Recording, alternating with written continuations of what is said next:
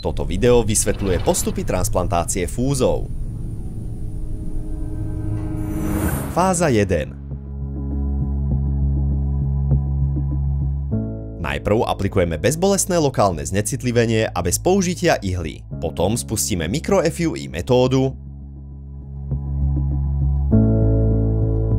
a to extrakciou štepov alebo vlasových folikulov z darcovskej oblasti.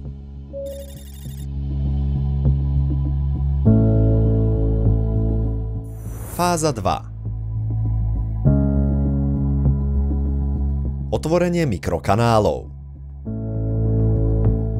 A to pomocou zafírového kameňa alebo čepele. Fáza 3. Transplantácia vlasových folikulov štepov do fúzov.